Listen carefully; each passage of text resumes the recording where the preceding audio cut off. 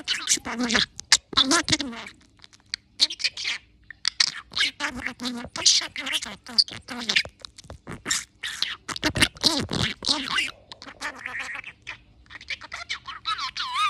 Annesi